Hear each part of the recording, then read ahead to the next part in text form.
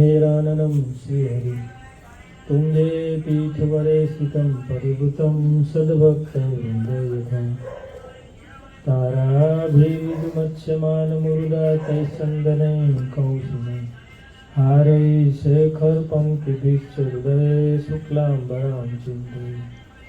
श्री अक्षरधामना अधिपति स्वाम्या बापा स्वामी बाबा भगवते नमो नमः।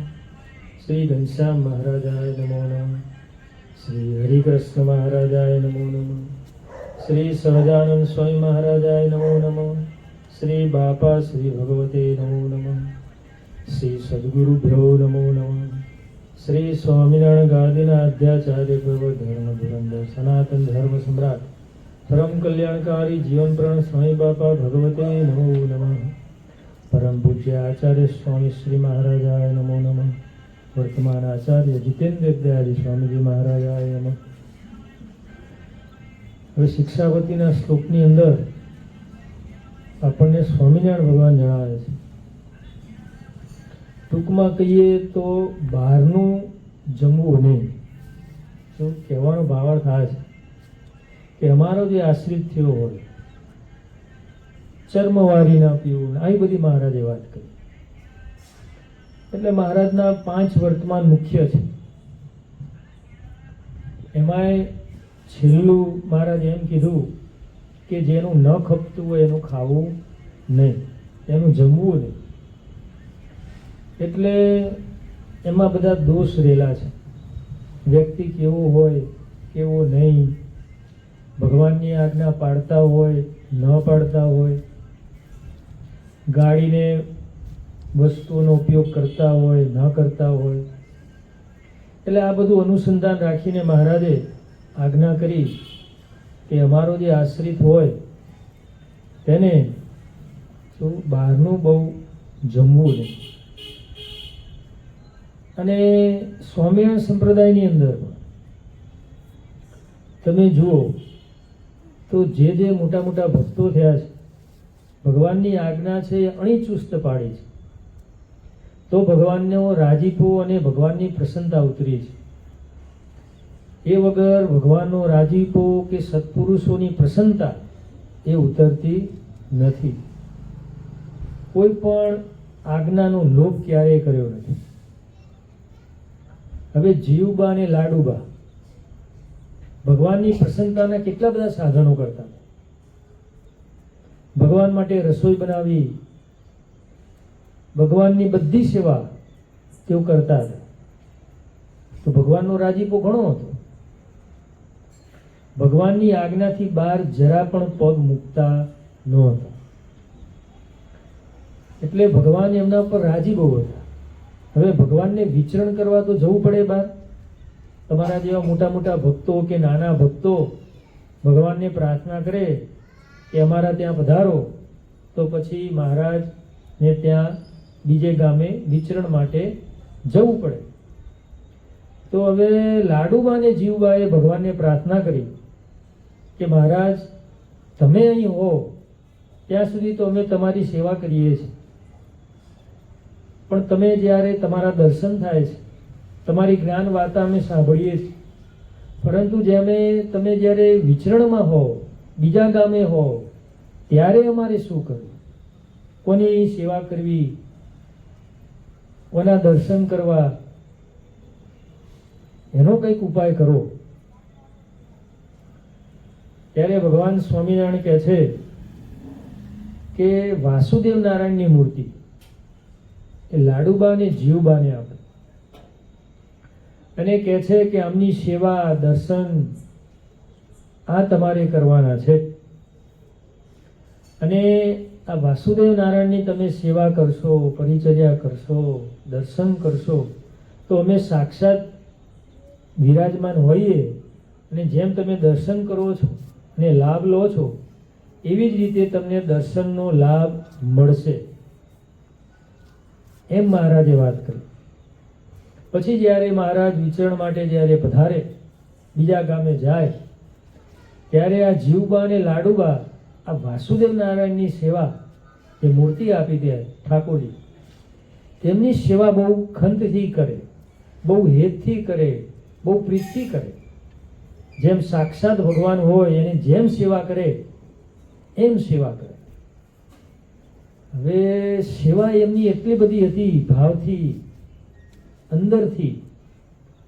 એટલે વાસુદેવ નારાયણ જે ભગવાનની મૂર્તિ આપી હતી એ મૂર્તિ ઠાકોરજી પોતાનો ભાવ અદ્રશ્ય કરી નાખે અને પછી ભગવાન જાણે સાક્ષાત વિરાજમાન હોય તેવી રીતે તેમની સેવાને અંગીકાર કરે. ભગવાનને શૌચ વિધિ કરાવવાની હોય, દાંતણ કરાવવાનું હોય તો ભગવાન શું ના હાથમાંથી દાંતણ લઈ લે, પોતે જાતે દાંતણ કરવા લાગી જાય. ભગવાનને જ્યારે થાળ ધરાવે તો પોતે ભગવાન સાક્ષાત વિરાજમાન થઈ અને ભગવાન થાળ જમે. આવા દર્શન થાય. ભગવાન ચડું કરવાનું હોય તો પોતે જાતે ચડું કરી લે. હવે આવા દર્શન થવા લાગ્યા. એટલે ભગવાન મૂર્તિ રૂપે પણ સાક્ષાત છે. એટલે ભગવાન ગયા નથી. કારણ કે જ્યારે આપણે બધા જાણીએ છીએ કે સ્વામિનારાયણ ભગવાને અંતર ધ્યાન લીલા કરી ત્યારે દાદા ખાચર શું કર્યું? ચેહમાં પડવા માટે દોડ્યા. ત્યારે સંતોએ રોક્યા કે ભગવાન ગયા, હવે મારે જીવીને શું કરવું છે? મારું જીવન ગયું, હવે મારા જીવનનો કોઈ ઉદ્દેશ્ય નથી. આમ જે આ વાત કરે છે ત્યારે બધા શું ગોપાળ બાપાને પ્રાર્થના કરે છે અને ગોપાળ બાપા પધારે છે. ત્યારે ગોપાળ બાપા શું કહે છે કે ભગવાન ગયા નથી. ભગવાન તો હાજરાજુર છે. ભગવાન જ્યાં સભા કરતા હતા, બેઠક ઉપર વિરાજમાન થતા હતા, ત્યાં તમે જઈ આવો. હવે ત્યાં જાય છે ત્યારે જુએ છે તો ભગવાન પોતાની બેઠકે ઉપર વિરાજમાન હતા. મંદ મંદ હાસ્ય કરી રહ્યા હતા, ફૂલ સૂંઘી રહ્યા હતા. હવે આ દર્શન થાય. હવે સાચું શું? આ બાજુ અંતર ધ્યાન લીલા કરીએ છીએ, અગ્નિ સંસ્કાર થઈ રહ્યો છે એની અંદર ભગવાનનો, અને પેલી બાજુ ભગવાન દર્શન આપે છે, અંતર ધ્યાન લીલા કરી છે. તો સાચું શું? અને ભગવાન દર્શન આપે છે અને ભગવાન કહે છે કે દાદા ખાચર, હું તારા ઘેર 28, 30 વર્ષ સુધી રહ્યો, પણ તે મને ન ઓળખ્યો. હું ગયો નથી. હું તો સત્સંગમાં આજે પણ વિરાજમાન છું. હું ક્યારે જતો નથી ને ક્યારે આવતો પણ નથી. આ તો એક મારી લીલા છે. જેમ નટ હોય એ લીલા કરે છે, કોઈ ખબર પડે ભાઈ? દોરડા પર ચાલે, આમ કરે, ચાકુ મારે, પાછા જીવતા થઈ જાય. ડોકું કાપી નાખે તો પાછું ડોકું જોડાઈ જાય. થઈ જાય છે બધું.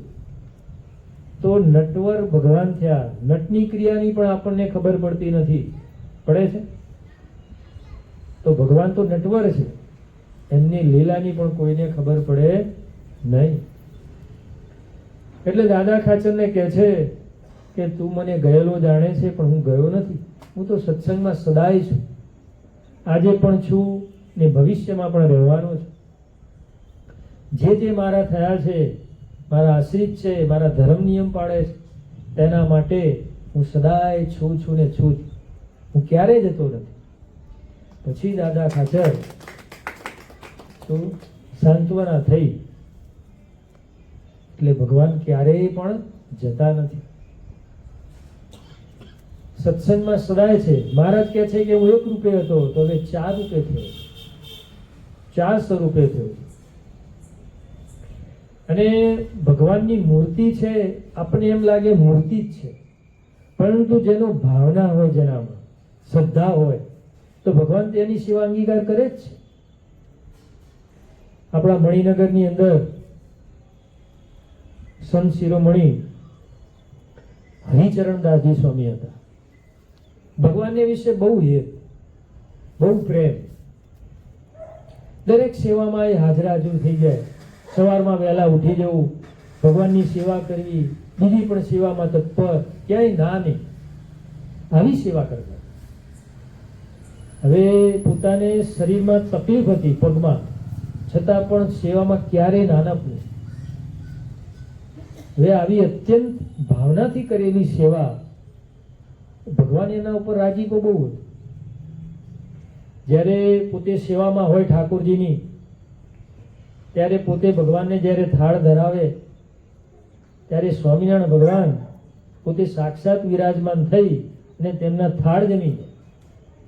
વિચાર કરો, કેટલી બધી શ્રદ્ધા હશે, ભાવના હશે, તો ભગવાન થાળ જમી જાય. હવે આવા દર્શન 2-3 વખત થયા.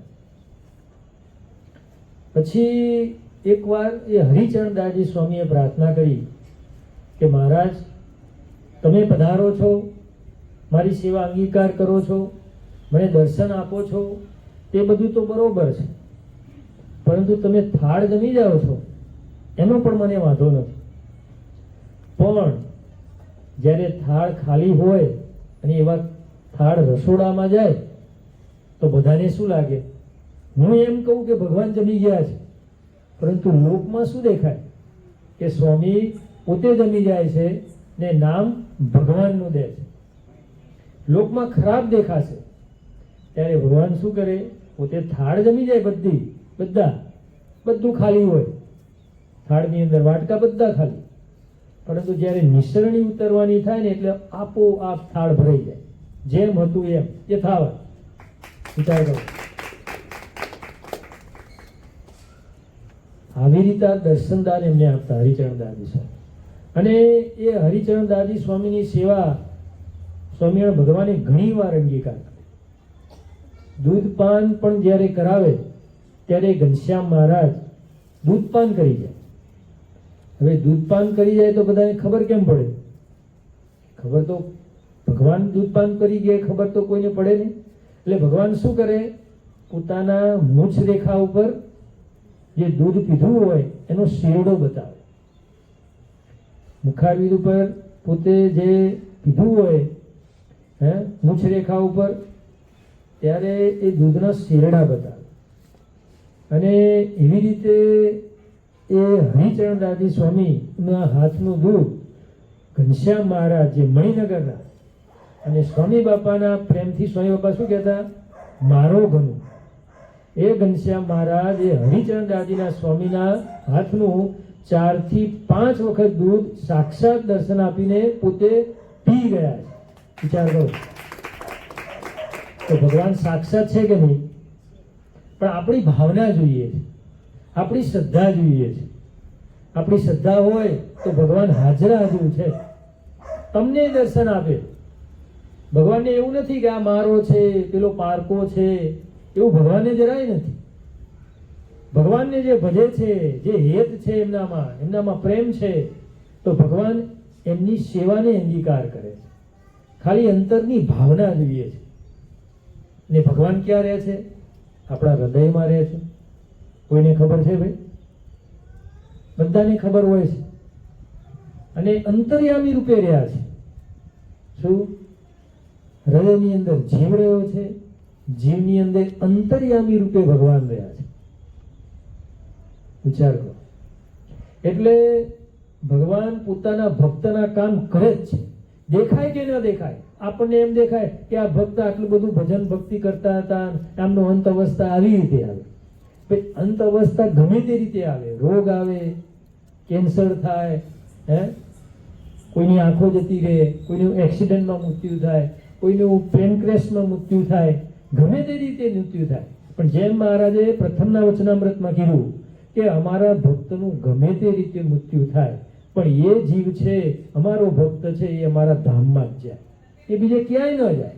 કોઈને વિશ્વાસ આવે કે ન આવે, પરંતુ જે મહારાજ કે અમારું બિરદ છે, એને પાળો પોષો અને અંતકાળ આવે ત્યારે ધામમાં લઈ જવો, એ જવાબદારી અમારી છે. આ લોકમાં જવાબદારી લે છે, નહીં લેતા કંપની વાળા. તમે કોઈ કંપનીમાં જોબ કરતા હો, ગમે ત્યાં કરતા હો, કોઈ દેશમાં ગયા હો, તો એની સરકાર તમારી ગેરંટી લે અમુક કે આટલું અમે કરશું. તો ભગવાને આટલી ગેરંટી લીધેલી છે કે અમારો આશ્રિત થયો છે તો એનું અંતકાળ આવે એટલે એનું કામ કરવું ને કરવું. આ જવાબદારી મહારાજની છે. હવે સંપ્રદાયની અંદર જોઈએ તો એવા ઘણા દ્રષ્ટાંતો છે કે ભગવાન આવી અને એમનું કામ કર્યું હોય અને કોઈને વિશ્વાસ ના આવે પાછો કે આ ભક્તનું કામ ભગવાને આવી રીતે કર્યું. તો સ્વામિનારાયણ સંપ્રદાયની અંદર રાયગણજી હતા.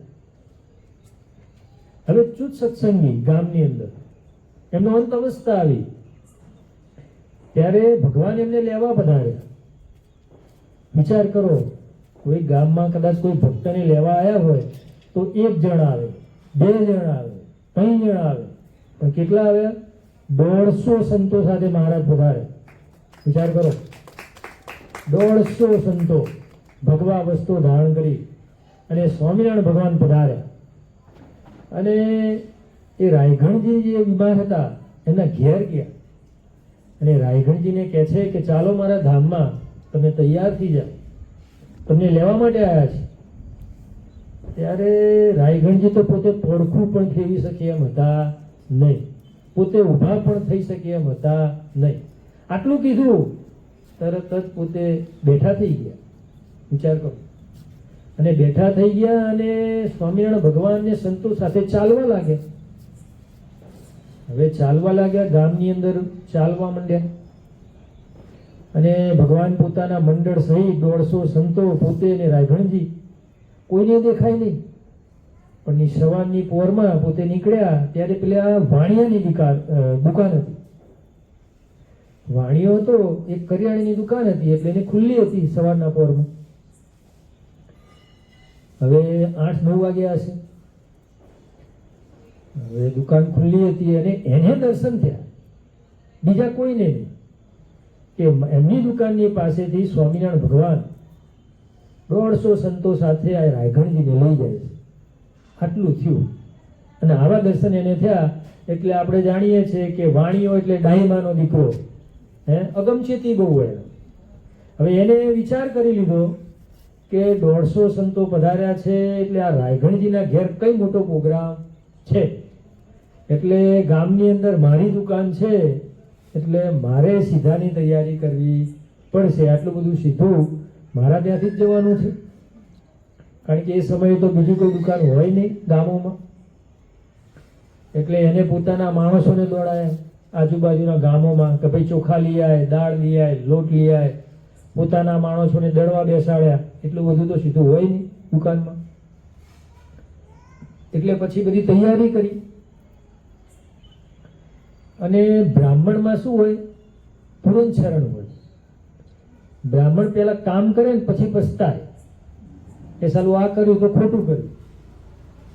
શું એક જગ્યાએ નોકરી કરતા હોય, પછી નોકરી છોડી દે, પછી બીજાને ત્યાં નોકરી કરે. હવે યા એમ મજા ના આવે, પછી પાછા ત્રીજાને ત્યાં નોકરી કરે.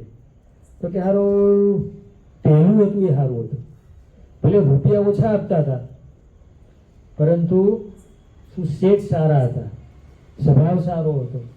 પરંતુ અહીં રૂપિયા થોડા વધારે મળે છે પણ શેઠ થોડા સ્વભાવના ખરાબ છે, અને એવું થાય. એટલે પછી આવી રીતની બધી વ્યવસ્થા કરી. પછી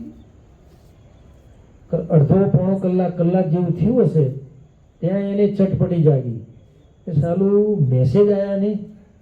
કારણ કે આવે ને કે ભાઈ આટલા માણસનું સીધું મને આપો, કોઈ આવ્યું નહીં. રાયગણજીના ઘેર તરફથી કોઈ પણ માણસો પણ કહેવા આવ્યા નહીં.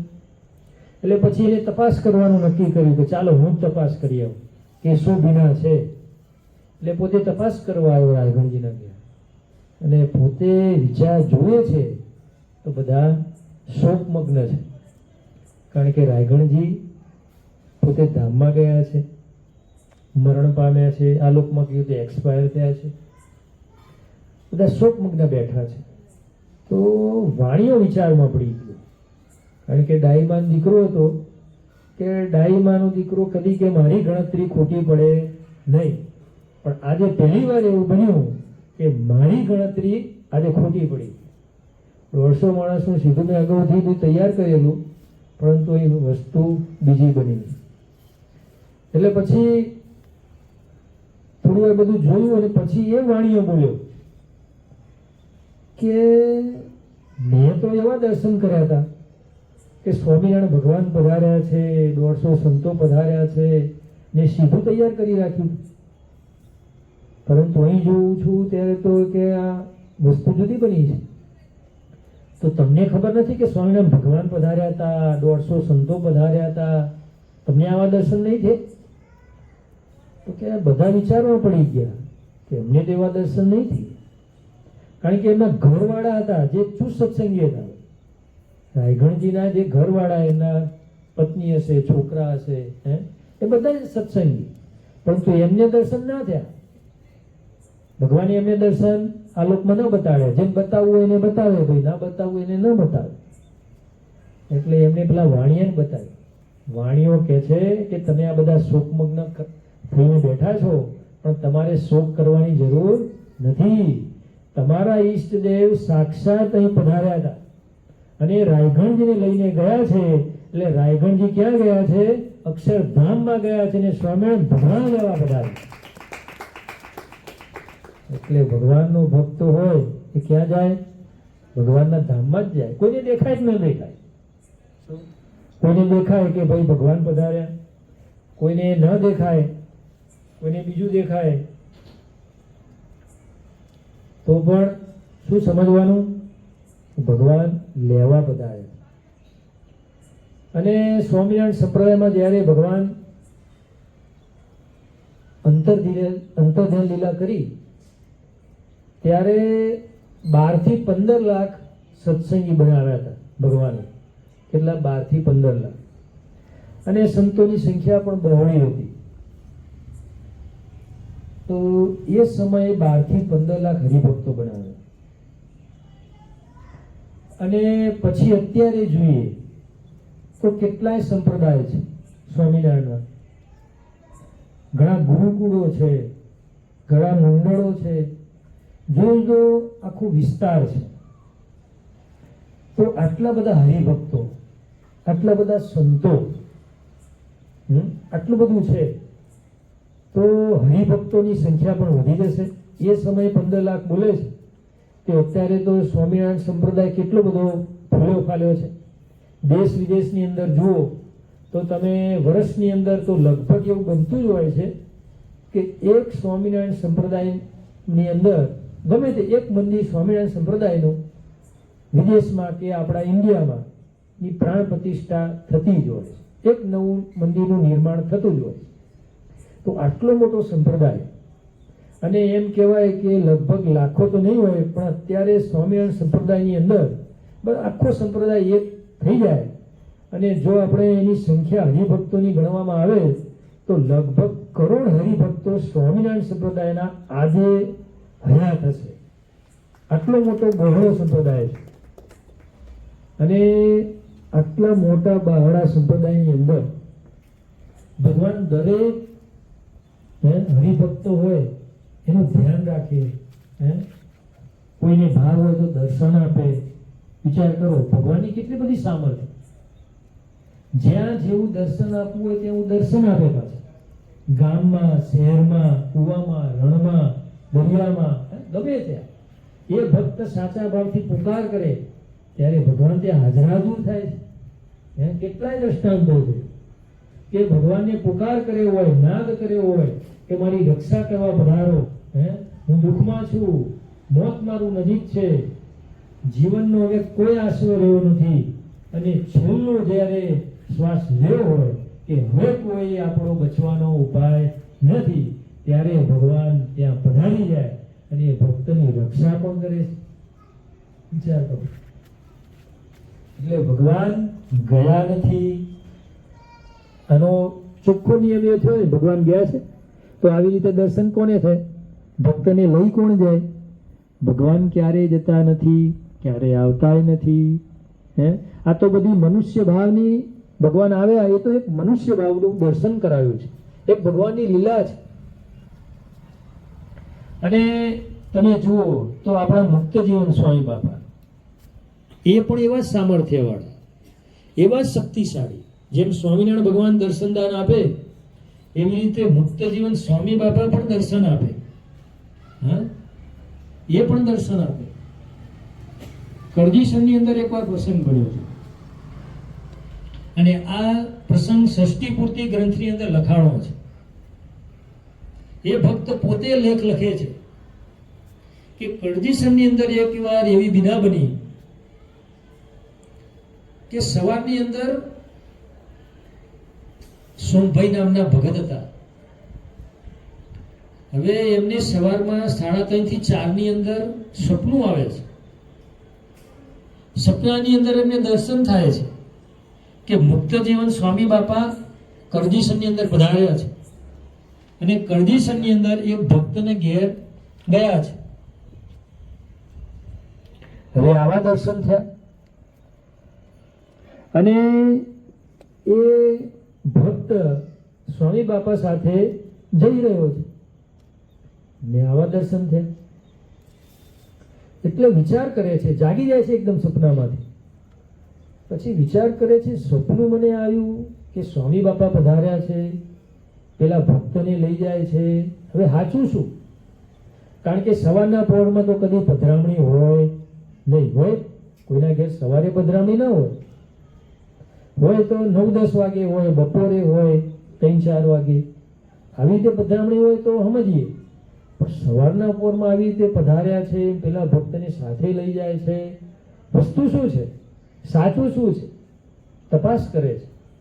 હવે સવારના પોરના કોઈના ઘેર તો જવાય નહીં, જવાય. પેલા ભક્તને સાચું ખોટું કરવા માટે પોતે એ ભક્તને ઘેર જાય છે. હવે ભક્તને ઘેર જાય છે અને સવારના પોરમાં પહેલા તો સાંકળો હતી એટલે સાંકળ ખડખટાઈ, બારણું બંધ હતું. હવે સાંકળ ખડખટાઈ એટલે એ ભગતનો દીકરો હતો. સવારના પોરમાં એને બારણું ખોલ્યું.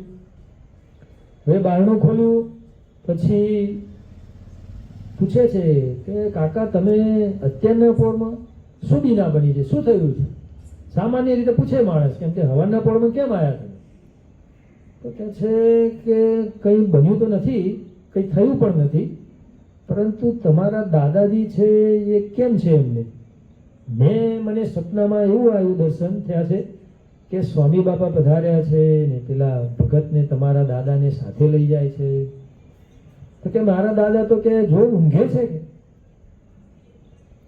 તો કે જોઈએ તાર તપાસ કરીએ કે ઊંઘે છે કે શું છે. હવે દાદાના ખાટલામાં દાદા હતા, દાદાની તપાસ કરવા ગયા ભગત, અને જ્યાં જુએ છે તો દાદા તો ભાઈ એક્સપાયર થઈ ગયા હતા, મરી ગયા હતા.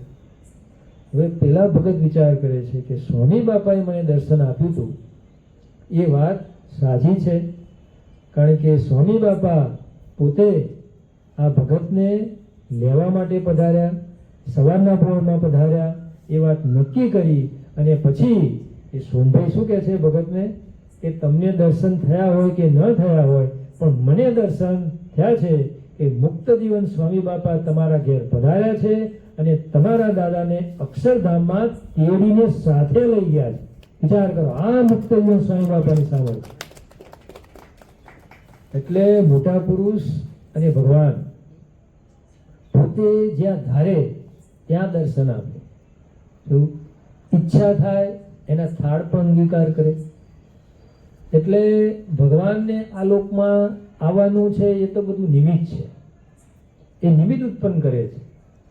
પરંતુ જેનો જેનો સાચો ભાવ હોય, સાચા ભાવથી જેને પણ એમની વિશે હેતભેદ થઈ છે, તો એ હેતભેદ ના એ દર્શન એમને આપે છે. અને જેને પણ ભગવાનને વિશે, એના સત્પુરુષને વિશે પોતે ભાવથી જોડાઈ ગયા અને હેતરુચિ થઈ, તેમને પણ આજે પણ એ સત્પુરુષો છે, એમના વતી જે પણ કામ કરતા હોય એ સત્પુરુષો આજે પણ એ ભક્તોનું એવું જ કામ કરે છે. આજની જે સભા થઈ એ સભાના જે સ્પોન્સર છે તે તેમને નિમિત્ત એવું છે કે તેમના માતુશ્રી ચંપાબેન વીરજીભાઈ પટેલ ને બાપા વધુને વધુ મૂર્તિ સુખ આપે અને સ્વામિનારાયણ ભગવાન, બાપાશ્રી ને મુક્ત જીવન સ્વામી બાપા અને પરમ પૂજ્ય શ્રી પુરુષોત્તમ પ્રિયાજી સ્વામીજી મહારાજ, વર્તમાન આચાર્ય જીતેન્દ્રભાઈ સ્વામીજી મહારાજ, તેમની વધારે ને વધારે પ્રસન્નતા મળે અને તેમના દરેક કાર્યમાં ભેગા પડે તે નિમિત્તે તેમને આ સભાનું આયોજન થયું છે અને તેમને આ સભામાં પોતે સ્પોન્સર બન્યા છે. માટે ભગવાન તેમના ઉપર વધુ રાજી થાય એવી આજે આપણે એમને પ્રાર્થના કરી છે ભગવાનને, અને તેમના દરેક કાર્યમાં ભગવાન ભેળા પડે એવી પણ આપણે પ્રાર્થના કરીએ છીએ. એટલી પ્રાર્થના કરી અને આપણે આ સભાનું કામ પૂર્ણ જાહેર કરીએ છીએ. બોલો અક્ષરધામના અધિપતિ સ્વામિનારાયણ બાપાની જય, ઘનશ્યામ મહારાજની જય, હરે કૃષ્ણ મહારાજની જય, સજ બાપા શ્રીની જય, સદગુરુ શ્રીની જય, સ્વામિનારાયણ ગાદીના આદ્યાચાર્ય પ્રવર, ધર્મ ધુરંધર સનાતન ધર્મ સમ્રાટ, પરમ કલ્યાણકારી જીવન પ્રાણ સ્વામી બાપાની જય.